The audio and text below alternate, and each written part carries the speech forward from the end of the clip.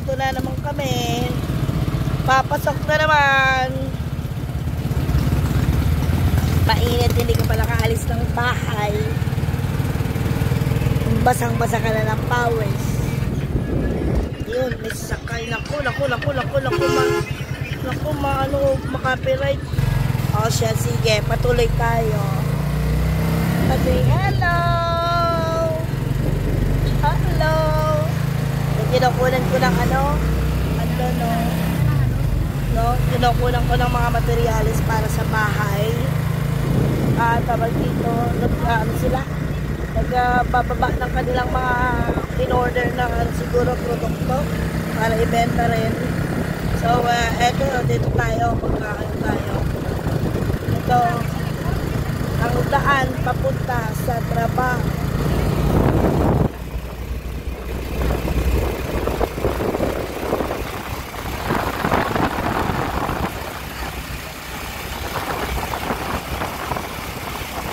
Yan, nakikita nyo.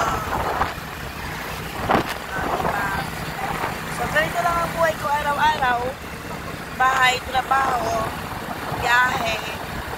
Aga paalis na ng bahay kasi hapunan ko na dito. Wala ka lang masakyan. Kaya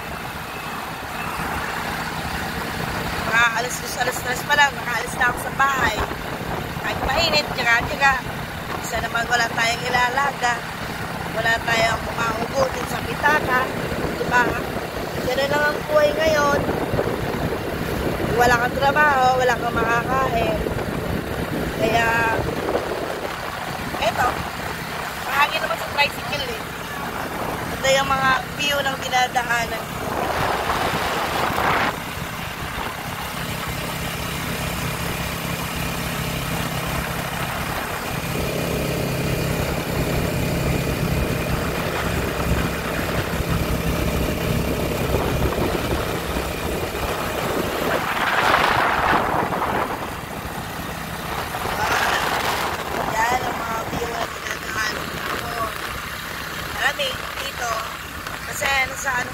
Sa bukid na hindi naman pinakabundok-bundok talaga.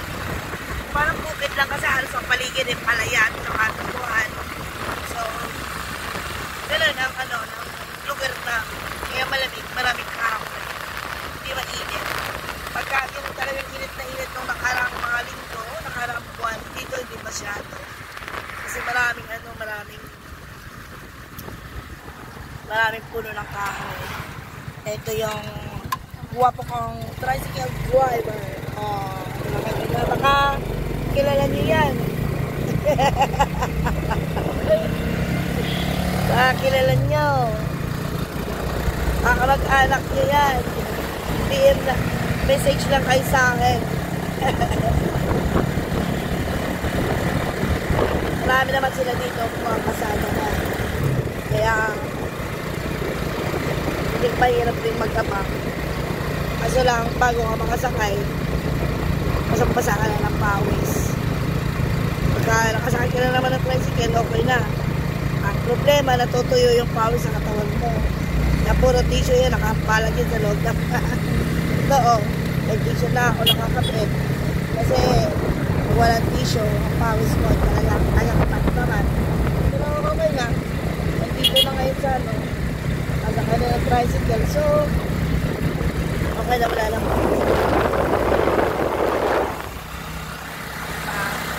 Kaya mga bahay na dinadaanan ko araw-araw.